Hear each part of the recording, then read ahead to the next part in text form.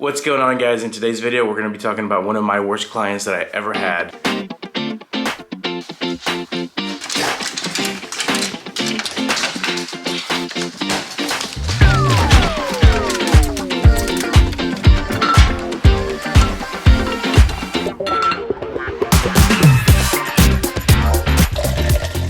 What's going on, guys? Welcome to another episode of the vlog. In today's video, we're going to be talking about my worst client ever. Back when I was early in my career, so I'm going to tell you some lessons that I learned from that. But first, we have team meetings, we have to go pick up a sign, we have a potential listing appointment, probably some showings, and all kinds of fun stuff. So let's go get some work done.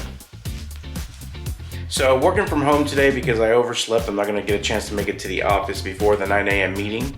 But since I do have a little bit of extra time, I'm gonna go ahead and get some emails out of the way, get my day straightened out. I did get a text back from the listing appointment, so we are confirmed. We have a listing today, 11 a.m.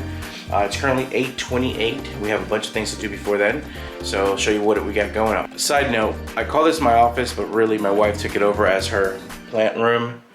She's got plants, succulents, all kinds of stuff. She's going through a heavy plant phase right now. I actually like it. I think it looks good. I think they add something to the home. So I do like it aesthetically. I like the plants. I do like to start every morning by looking at my files just to see due diligence periods, closings, home inspections, when the appraiser is going to be there, all kinds of information that if I need to do something or make sure something's not in line, I have time to figure it out.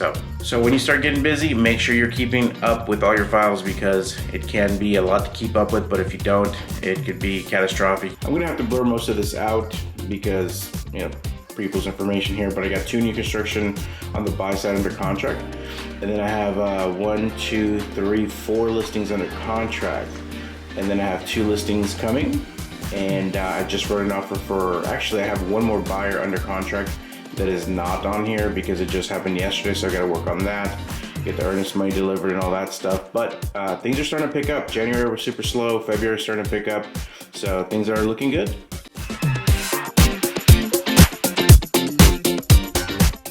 Alright guys, we just got done with a team meeting and I am trying to get my printer to not be a jerk and print. It's giving me a hard time. So as per usual, I need to print these documents and run out of here and go pick up a sign in the lockbox, go to do a listing appointment. It's a Monday morning. It's not a Monday morning, it's a Wednesday morning, but it's a morning.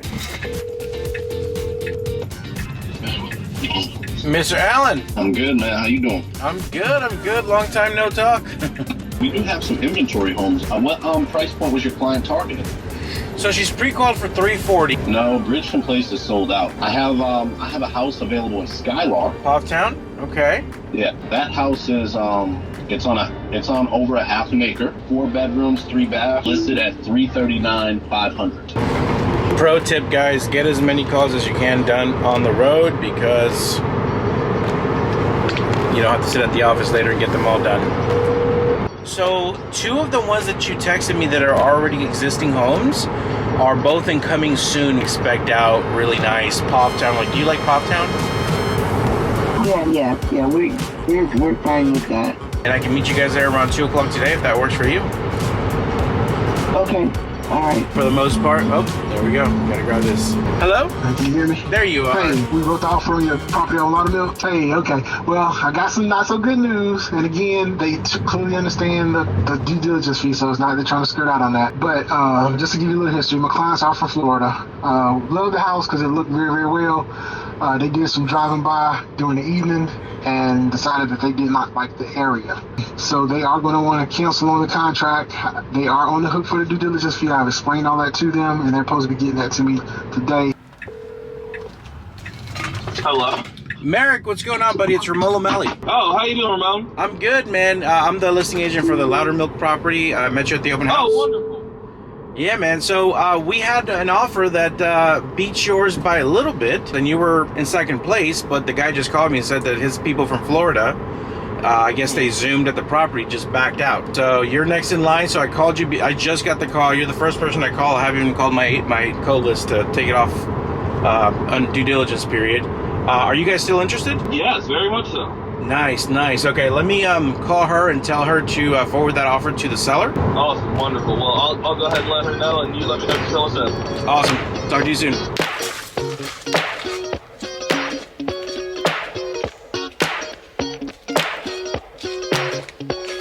So I picked up the sign. Now I'm on the way to my listing appointment today, and I wanted to talk about one of the worst clients I ever had, and this was early on in my career. So you got to remember, when I started real estate 10 years ago or so, we were coming back from the 07, 08, 09 housing financial crisis. Things were crazy, and so there's a lot of people coming into our area here in central North Carolina looking to take advantage of what was going on in the market. There was a lot of foreclosures. I mean, I remember seeing homes for $20,000, $30,000, $40,000. The firm I was at, they were buying Zillow leads.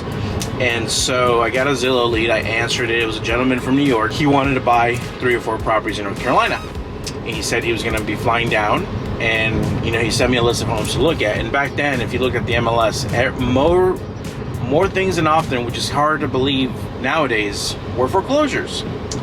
So yeah, he says, let's go. I'm flying down, Thursday, whatever day it was, and let's look at all these properties. And he tells me he's going to be staying at such and such hotel, and he wants me to pick him up.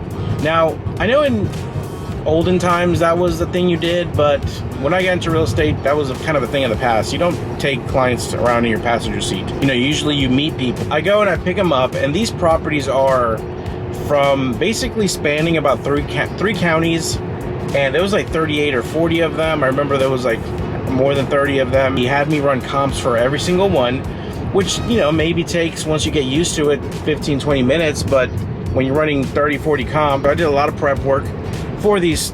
He was going to buy a few houses, so I was ready. So being a good new real estate agent within my first year of real estate, I picked the guy up at his hotel.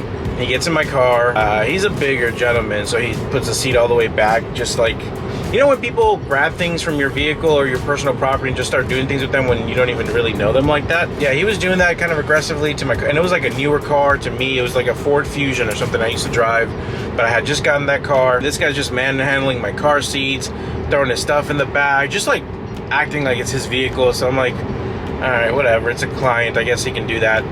And first thing he says, like, hey, I'm kind of hungry. We should go get breakfast before we head out. Okay, I already had breakfast. I have my coffee with me. I was prepared. But I'm like, okay, I'm trying to make a good impression. Guy's going to buy some houses. Let's do it.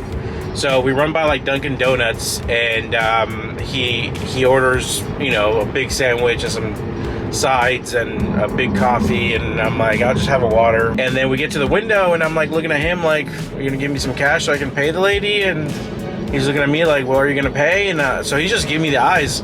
So I end up paying for his breakfast. I got a water. I already had breakfast. I paid for his breakfast, and like, I'm broke. I got a baby on the way. I'm not selling a lot yet. This is my first year of real estate. I'm living like less than paycheck to paycheck, having credit card debt to maintain this real estate career. So it hurt. And so I buy his breakfast, and I'm like, all right, this guy's just really not vibing with this guy already. So I figured, since I don't know what his music tastes are, we'll just talk about real estate or the market, or make conversation, whatever, get to know him. I had Sirius XM was a thing back then. He had never seen Sirius XM, so he's just going through my channels and eating his breakfast that I paid for, and treating my car like his personal vehicle. It's just really uncomfortable. He's just cranking it up, and I'm like, okay. And then my phone is ringing, and I'm turning it down, and he's like, if you're gonna ride in my car, I can at least answer the phone while I'm working. But he did not like that, so he was just being, kind of bothered by the fact that I was taking phone calls while I'm with him. We get to the first house. I have everything. I open the door. He walks around and just starts talking horribly about the property, which is fine. A lot of investors do that, but it was just being kind of rude about the whole thing. Like, obviously it's $30,000. It's not going to be a move-in ready home. And some people think that if they convince us it needs more work, somehow we'll be able to get the price cheaper, which is not the case whatsoever. It's all about what the seller is willing to accept. And these were mostly foreclosures and short sales. So banks were involved. So there's no emotion. It's just, this is what we need. Do it or don't. I drive him around all over town. And after like the 10th or 12th property, he tells me he's getting hungry. And it's lunchtime. I'm getting hungry too. So we go and we stop and eat, and I'm thinking, okay, we're driving my car, my gas, my loud ass radio station, my Sirius XM. So I'm thinking maybe he'll at least pay, but I'm not gonna ask him. So we go to a Mexican place. I don't even remember what I ordered or what he ordered for that matter. I just remember thinking when the bill came, when the lady says 1 check or 2, I was like, okay, do I assume he's gonna pay? Do I say let's split it? Hope he pipes up. Do I pay? Like, what's gonna happen here? And the guy goes and says, "Oh yeah, just one check." And the check comes, and the lady gives him the check, or goes to hand him the check, and he just grabs it and hands it to me. And I'm just looking at him like, "Oh, you want me to pay for both of our meals after I paid for your breakfast, after we've been using my gas? I hope you buy 47 houses, because this is crazy, and it's taking all my time." We only ended up looking at 20-some homes that day. Oh, and then after lunch, he started smoking cigarettes in my car, and it's like, it's a newer car to me, and you know, I wouldn't let my friends or my family smoke cigarettes in my car, so why would I let this guy? You know, plus I got a baby on the way. Like, it's just not a good situation. So I asked him, like, "Hey, do you mind? Like, I'll pull over if you want to smoke a cigarette." And he was annoyed, so pull him over. He smokes a cigarette, gets back in my car, smells like cigarettes, and now that sucks. Now it's even more awkward because I asked him to step out. So next day comes, I pick him up again, buy him breakfast again, and we finally got done right before lunch looking at all the properties. So I'm like, "All right, sir, you know, we looked at all the properties. Which ones did you like? Which ones do you want to, you know, write offers on?" He wants me to write an offer on every single one of the properties we looked at, except for like 2 or 3 that were just really dilapidated or in bad areas. And he wants me to write an offer with very low deposits, and he wants me to offer half of their asking price. If these properties are 20, 30, 40,000, you know, we're looking at $10, $15, $20,000 offers. And when you're taking, you know, taking $10,000 off of a $500,000 listing, off of $1 million listing is relatively easy depending on the market. But taking $10,000 off of a $20,000 listing, that's 50% of the purchase price, which is what he was asking me to do. And it was just like, that there's no way that's gonna happen. So not only did I take the time initially to run all these comps, not only did I take 2 days out of my life to drive him around everywhere, not only did I pay for his breakfast, now I'm having to take in lunch one day, now I'm having to spend a lot of time writing offers, making sure everything is correct on 30-some, almost 40-some properties that we looked at. And do you know how many got accepted? Zero got accepted. We got one counter and 0 got accepted. And the one that we counter, I'm like, well, at least he'll get this one. And mind you, a commission on a $30,000 sale is not a lot of money. It's not a lot. After you do it, I was on a team back then, after you do the split, it's not a lot of money. It's a few $100s, maybe $1,000 if you're lucky, for all that work that I did. He didn't even counter the one that was countered. He didn't accept it or counter it. He just said, no, that they're too far apart. We'll just wait for the next one. I'm at the listing appointment. I'll continue the story after this. Small world. So I just left that listing appointment, and it turns out that lady used to work with my mom. We started talking about that. So when we spoke on the phone, she wanted a lot more money than her home was worth. But once I got her there, I sat her down. She does need to sell. She's in a position where she does need to sell. And I sat her down and explained the numbers, and I'm like, you know, your number's just not realistic. You know, I as a buyer, the buyers that I could bring here would not be willing to pay this much for this house based on what your neighbors are doing. Your neighbor sold for this. Why would yours sell for that? So I thought I was going to lose it, but I don't know if it was a familiarity that she remembered who I was and I remembered who she was, or the fact that I just pointed out all the numbers to her. She was able to agree. Tyler! I'm in your neck of the woods, bro. You know where my house is? No. I'm the big blue house right there. You guys see what I'm gonna go to lunch, and then I got a new construction. I was like, is that remote? I wonder. I recognize you right away with the beard. Give me a call later. You got some traffic. Yeah, we'll catch you later, man. See you, bud. See you, Tyler. Just ran into Tyler, one of my agents. It's so funny. Small world. Anyway, so, you know, she was being kind of unrealistic on the phone. I didn't realize who she was until I got there. I realized who she was. And so I think she's going to do is she's leaning on, she's deciding whether she wants to rent or sell. And I kind of explained to her what she would get in any situation. I think I'm going to get the listing. It felt good, but I'll let you guys know next time I see you guys. Right now it's time to grab some lunch. And after that lunch, I got a showing. And I have a new construction appointment to see if these buyers can do some new construction. And all this stuff happened while I was out and about, text messages, phone calls, all kinds of fun stuff. So, and I gotta finish telling you guys a story about the one of my worst buyers that I ended up firing. Super excited, guys. just showed these clients one house. We're looking at homes, and I love these clients. They're super fun. So that's one of the cool things about real estate. You get to meet with people that that you like.